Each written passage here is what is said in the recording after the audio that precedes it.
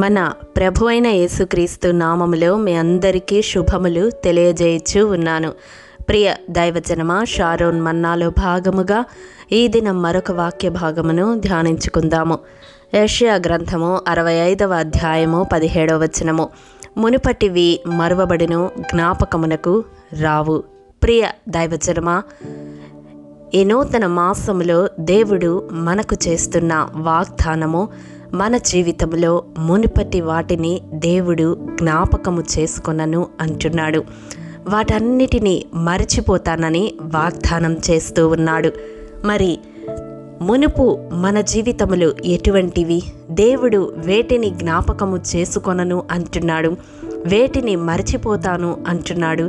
ఒక్కసారి వాక్యపు వెలుగులో మనము చూద్దాము. మొదటిగా ఎఫెసీ పత్రిక 2వ అధ్యాయం 3వ వచనం ప్రకారం, శరీరాశలను అనుసరించి ప్రవర్తించుచు మునుపు మనము దైవోగ్రతకు పాత్రులైన వారము. రెండవదిగా ఎఫెసీ పత్రిక 2వ అధ్యాయము 11వ వచనం ప్రకారము, మునుపు శరీర విషయంలో అన్యజనులైన వారము, వాగ్దాన నిబంధనలు లేని పరజనులము, నిరీక్షణ లేని వారము. మూడవదిగా ఎఫెసీ పత్రిక 2వ అధ్యాయము 13వ వచనం ప్రకారం, మునుపు క్రీస్తుకు దూరస్తులము. నాలుగవదిగా ఎఫెసీ పత్రిక 4వ అధ్యాయము 22వ వచనం ప్రకారం, మునుపు ప్రవర్తన విషయంలో మోసకరమైన దురాశ వలన చెడిపోవు ప్రాచీన స్వభావము గలవారము. ఐదవదిగా తీతుకు రాసిన పత్రిక 3వ అధ్యాయం 3వ వచనం ప్రకారం, మునుపు మనము అవివేకులము, అవిధేయులము, నానా విధములైన దురాశలకు, భోగములకు దాసులము, దుష్టత్వమునందు అసూయయందు కాలము గడిపేవారము, దేవునికి అసహ్యులము. ఆరవదిగా గలతీ పత్రిక 4వ అధ్యాయం 8వ వచనం ప్రకారం, మునుపు మనము నిజదేవుణ్ణి ఎరుగని వారము, నిజానికి దేవుళ్ళు కాని వారికి దాసులమై ఉన్నాము. ప్రియ సహోదరుడా, సహోదరి, కానీ ఇవన్నీ దేవుడు జ్ఞాపకము చేసుకొనను అంటున్నాడు. ఎందుకంటే ఆయన మనలను నూతన సృష్టిగా మార్చి ఉన్నాడు, మనకు నవీన స్వభావమును ధరింపజేసి ఉన్నాడు. చూడండి, గలతీలకు రాసిన పత్రిక 4వ అధ్యాయము 9వ వచనం ప్రకారం, ఇప్పుడు మనము దేవుని ఎరిగిన వారము, మరి విశేషముగా దేవుని చేత ఎరుగబడిన వారము. ప్రియ దైవజన, ఈ వాక్యము వింటున్న మీలో ఎవరైనా మీరున్న పరిస్థితిని బట్టి, మీ గతాన్ని బట్టి కృంగిపోతూ ఉన్నారా? ఇప్పుడు మీరు అనుభవిస్తున్న ఈ స్థితిగతులన్నిటినీ తలపోసుకుంటూ గతంలో మీరు చేసిన వాటికి ప్రతిఫలము అని దిగులు చెందుతూ ఉన్నారా? ఎందుకు పనికిరాని వాడవని, ఎందుకు పనికిరాని దాన్నని తలంచుతూ ఉన్నావా? ప్రియ సహోదరుడా, సహోదరి, దేవుడు నీతోనే మాట్లాడుతూ ఉన్నాడు. నీవు విలువ పెట్టి కొనబడిన దానవు, నీవు విలువ పెట్టి కొనబడిన వాడవు. దేవుడు నిన్నెంతగా ప్రేమించాడు అంటే, నీ కొరకు తన ప్రాణాన్నే వెలగా చెల్లించాడు, తన రక్తాన్ని ధారపోశాడు.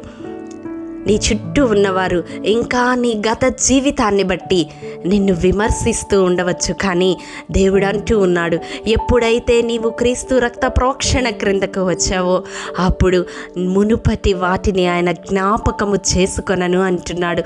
ఆనాడు వ్యభిచారములో పట్టబడిన స్త్రీని అందరూ ఒక వ్యభిచారిలాగానే చూశారు, కానీ ప్రియ సహోదరుడా, సహోదరి, యేసయ్య అయితే అమ్మా అని పిలిచాడు, తన తల్లి స్థానాన్ని ఇచ్చాడు. అంటే కన్య మరియ ఎంతటి పరిశుద్ధురాలో అంతటి పరిశుద్ధతను ఆమెకు ఆపాదించాడు. ఎంత గొప్ప దేవుడు! మునుపటి మన జీవితాన్ని జ్ఞాపకము చేసుకున్నాడు. ప్రియ సహోదరుడా, సహోదరి, ఫిలెమోనుకు రాసిన పత్రిక 11వ వచనములో ఒనేసిము గురించి ఒక మంచి మాట ఉంటుంది. మునుపు అతడు నిష్ప్రయోజనమైన వాడు, కానీ ఇప్పుడు అతడు ప్రయోజనకరమైన వాడు అని. నిజమే, మన జీవితాలు మునుపు నిష్ప్రయోజనమైనవి కావచ్చు, కానీ ఇప్పుడు వాటిని ప్రయోజనకరముగా చేయడానికి దేవుడు నీ వైపు చూస్తూ ఉన్నాడు. నీవు చేయవలసిందేమిటో తెలుసా? నీ జీవితాన్ని దేవుని చేతిలో పెట్టు. ప్రియ సహోదరుడా, సహోదరి, ఆనాడు 5 రొట్టెలు 2 చేపలు ఒకవేళ దేవుని చేతిలోనికి రాకుండా ఉంటే కేవలం ఒక చిన్న బాలుని ఆకలి మాత్రమే తీర్చగలిగేవి. ఎప్పుడైతే అవి దేవుని చేతిలోనికి వచ్చాయో అవి దీవించబడి 5,000 మందికి ఆహారముగా పంచిపెట్టబడ్డాయి. ఇప్పుడు నీ జీవితము కూడా దేవుని చేతిలో నీవు పెడితే అనేకులకు ఆశీర్వాదకరంగా ఆయన మార్చివేయగలడు. ఆనాడు పేతురు వల ఖాళీగా ఉన్నది, నిష్ప్రయోజనముగా ఉన్నది. కానీ ఎప్పుడైతే పేతురు దేవుని మాట చొప్పున వల వేశాడో వల పిగిలిపోవునంతగా చేపలతో నిండిపోయింది. ప్రియ సహోదరుడా, సహోదరి, నీవు దేవుని మాట ప్రకారము జీవిస్తే నీ జీవితంలో పట్టజాలని విస్తారమైన దీవెనలు కృమ్మరించడానికి దేవుడు సిద్ధంగా ఉన్నాడు. నీ కనిపించవచ్చు, నీ భవిష్యత్తు అంధకారంగా ఉన్నదేమో, నీ పరిస్థితులన్నీ అల్లకల్లోలంగా ఉన్నాయేమో, కానీ దేవుడు ఒక్క మాట సెలవిస్తే నిరాకారముగా ఉన్న ఈ భూమి సుందరమైన సృష్టిగా నూతన పరచబడి కనులకు అందముగా రమణీయంగా దేవుడు మార్చివేశాడు. ఎంత గొప్ప దేవుడు కదా! ఇప్పుడు ఆ ప్రకృతి అందాలను చూడడానికి మనుషులు ఎంతో డబ్బు వెచ్చించి ఆయా ప్రాంతాలకు వెళ్తూ ఉంటాడు. కానీ ఒకప్పుడు అది నిరాకారముగా శూన్యముగా ఉంది. కానీ ఎప్పుడైతే దేవుడు తన మాటను విడుదల చేశాడో ఈ సృష్టి యావత్తు ఏర్పడింది. మరి నీ జీవితంలో కూడా ఈ నూతన మాసంలో దేవుడు తన మాటను విడుదల చేయడానికి సిద్ధంగా ఉన్నాడు. మరి దానిని రిసీవ్ చేసుకోవడానికి నీవు సిద్ధంగా ఉంటే ఈ ప్రార్థనలో ఏకీభవించు.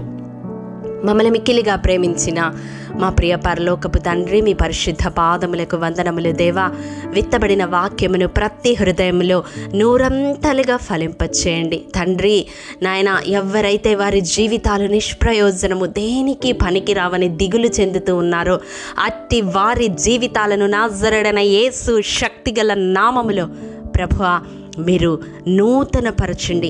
నూతనమైన ద్వారములు వారి కొరకు తెరవండి దేవా. నూతనమైన ఆశీర్వాదములు వారి మీద కృమ్మరించండి. ఎవరైతే వారి జీవితాలు నీ చేతిలో పెట్టాలని ఆశపడుతూ ఉన్నారో నాయన, అట్టి వారిని మీరు జ్ఞాపకం చేసుకునండి. ఎవరైతే నీ మాట ప్రకారము జీవించాలని నిర్ణయించుకున్నారో అట్టి వారిని జ్ఞాపకం చేసుకొని ఈ మాసంలో వారి జీవితాల పట్ల శక్తి కలిగిన నీ మాటను విడుదల చేసే ప్రభువా నూతనమైన జీవితాలుగా మార్చండి తండ్రి. ప్రయోజనకరమైన జీవితాలుగా మార్చండి ప్రభువా. కుటుంబానికి, సంఘమునకు, సమాజమునకు, దేశమునకు ప్రయోజనకరముగా లేవనెత్తమని నాజరేయుడైన యేసు శక్తిగల నామములో అడిగి పొందుకొని నాము తండ్రి, ఆమేన్. ప్రియ దైవజనమా, అనుదినము షారోన్ మన్నా ద్వారా అడగబడుచున్న నెంబర్ ఇన్ బైబిల్ క్విజ్ ప్రశ్నలకు సమాధానములు ప్రతి నెల మొదటి వారము కామెంట్ బాక్స్లో పోస్ట్ చేయబడతాయి. కాబట్టి గమనించి మీకు తెలియని ప్రశ్నలకు సమాధానములు తెలుసుకొనగలరని ప్రభు పేరట మనవి చేయుచూ ఉన్నాము. ప్రియ దైవజనమా, ఈ దినం నెంబర్ ఇన్ బైబిల్ క్విజ్ ప్రశ్న: ఎవరు నశించు వరకు అరణ్యములో 40 ఏండ్లు ఇశ్రాయేలీయులను దేవుడు తిరుగులాడజేసెను? మీ సమాధానం మాకు తెలియజేస్తారు కదూ. ప్రభు కృప మనందరికీ తోడయుండును గాక. ఆమేన్. ప్రియ దైవజనమా, ఈ దినము జన్మదినము, వివాహ దినము జరుపుకుంటున్న వారికి షారోన్ గ్రూప్ తరపున హృదయపూర్వక శుభాకాంక్షలు తెలియజేయుచూ ఉన్నాము. దేవుడు శ్రేయస్కరమైన ఆశీర్వాదములతో ఈ సంవత్సరాది నుండి సంవత్సరాంతము వరకు మిమ్ములను నింపాలని ప్రార్థిస్తూ ఉన్నాము. ఆమేన్.